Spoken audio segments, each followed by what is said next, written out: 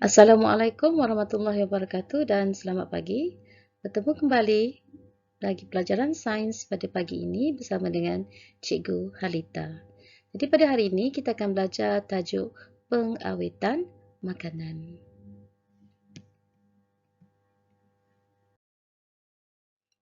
Murid-murid sekalian, sebelum kita masuk kepada kaedah pengawetan makanan, cikgu nak murid-murid buka buku teks sains tahun 6, muka surat 138.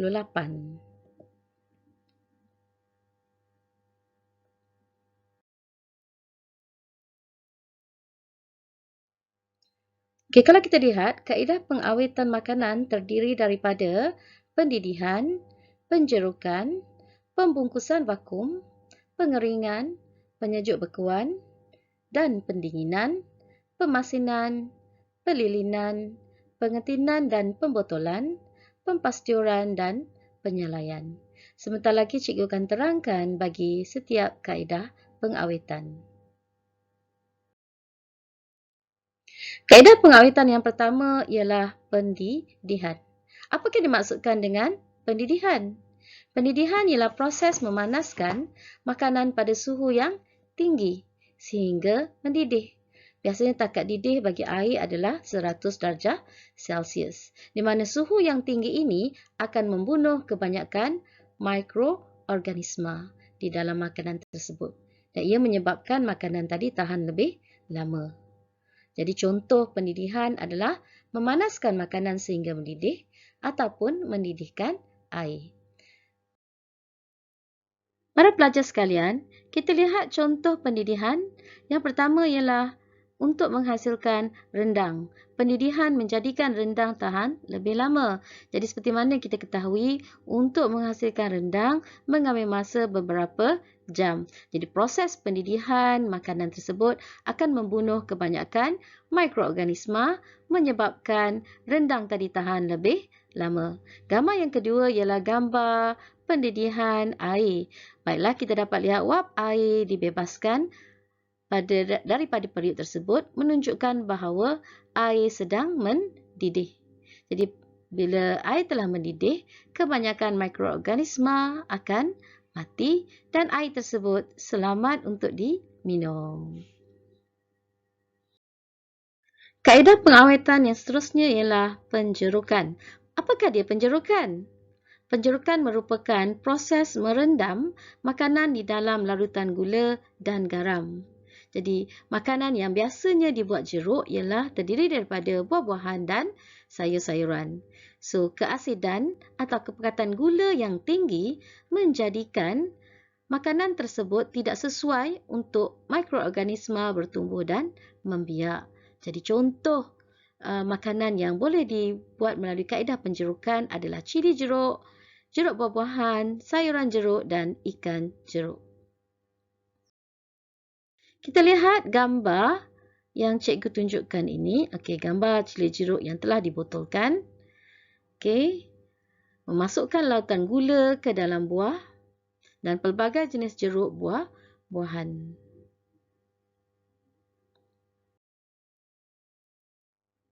Seterusnya ialah pembungkusan vakum. Apakah dia pembungkusan vakum?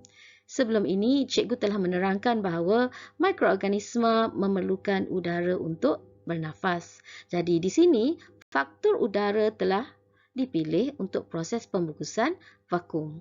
Jadi pembungkusan vakum ialah proses mengeluarkan semua udara daripada bekas atau pembungkus makanan. Jadi apabila tiada udara, maka mikroorganisma tidak boleh bernafas, bertumbuh dan membiak. Jadi makanan akan kekal lebih lama. Contoh makanan seperti sausage, cendawan, pek jagung dan lobak merah adalah sesuai menggunakan kaedah pembungkusan vacuum. Kita tengok contoh bagaimana pembungkusan vacuum ini dilakukan. Lobak merah, sausage. Gambar yang ketiga ialah mesin yang digunakan untuk proses pembungkusan vacuum. Kaedah yang seterusnya ialah kaedah pengeringan. Para pelajar sekalian, Pengeringan merupakan kaedah mengeluarkan atau menyingkirkan kebanyakan air daripada makanan. Okay, kita dah belajar sebelum ini, air merupakan salah satu faktor yang diperlukan untuk mikroorganisma bertumbuh dan terus hidup. Jadi apabila air disingkirkan, maka mikroorganisma tidak boleh hidup atau membiak. Bagaimanakah proses pengeringan ini berlaku? Proses pengeringan ialah makanan akan dikeringkan di bawah cahaya matahari ataupun di dalam ketuhar. Jadi ketiadaan air menyebabkan mikroorganisma mati atau menjadi tidak aktif. Jadi contoh makanan yang menggunakan kaedah pengeringan adalah seperti ikan, asam glugo, mihun, udang dan sotong.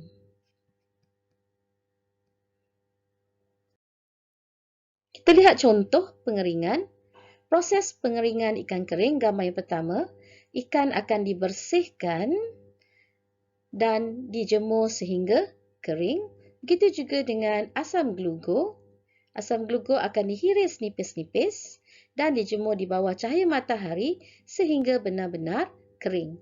Begitu juga dengan mihun dan ikan kering, gambar yang seterusnya.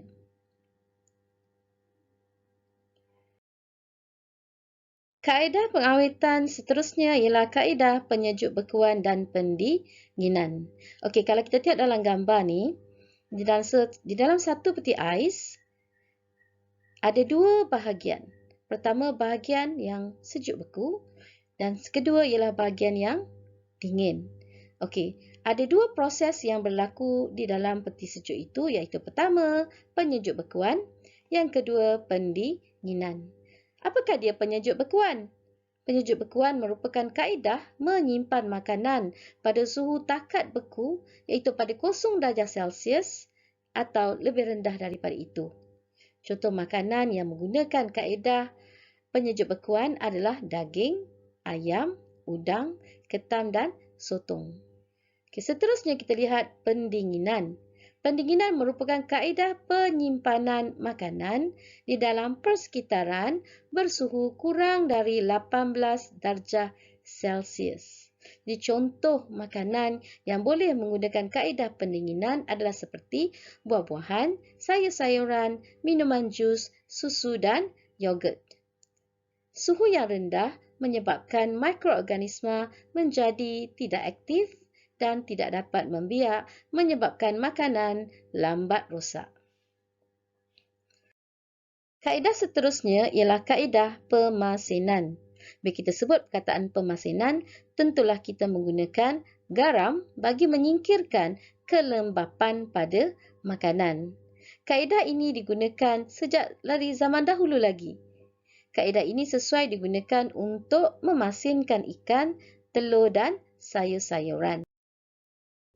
Contoh pemasinan ialah seperti menghasilkan telur masin, ikan masin, di mana ikan akan dibersihkan dan dilumurkan dengan garam.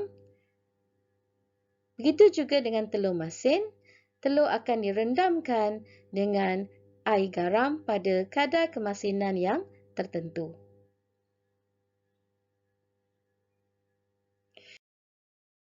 Kaedah pengawetan seterusnya ialah kaedah pelilinan. Apakah dia pelilinan? Pelilinan merupakan proses menyalut buah atau sayuran seperti apel, oren, lemon dan tomato menggunakan lilin cair, di mana tujuan dia adalah untuk mencegah pertumbuhan mikroorganisma pada permukaan buah atau sayuran tersebut. Kaedah ini juga dapat mengekalkan buah tersebut dan buah dapat tahan lebih lama. Okey, kita lihat ini adalah kaedah pelilinan di mana buah tadi disalutkan dengan lilin yang cair sebelum dijual.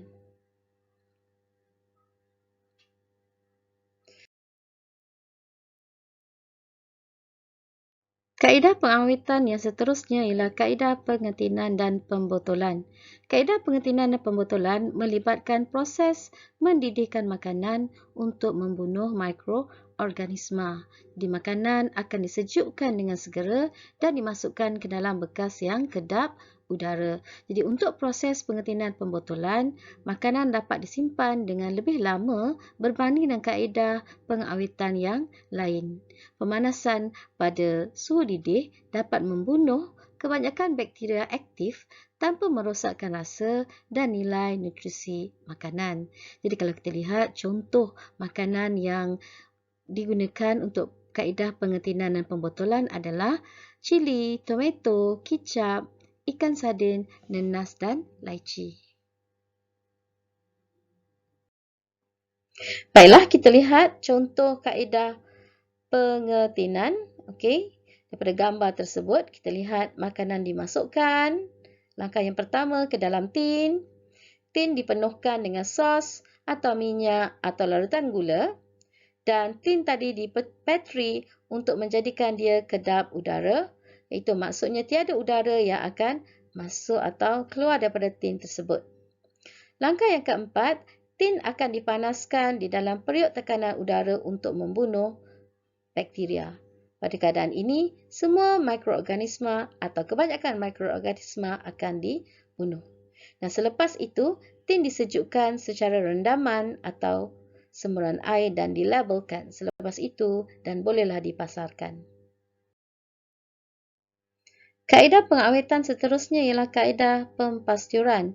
Pempasturan ialah proses pemanasan makanan sehingga suhu tertentu untuk beberapa ketika dan diikuti dengan pendinginan segera. Contohnya seperti susu dan jus buah. Walaupun demikian, proses pemanasan untuk pempasturan tidaklah mencapai suhu didih bagi mengekalkan nutrien yang terdapat di dalam makanan tersebut. Baiklah, kita lihat bagaimana proses pempasturan susu berlaku. Susu akan dimasukkan ke dalam paip pastur dan dipanaskan untuk beberapa ketika.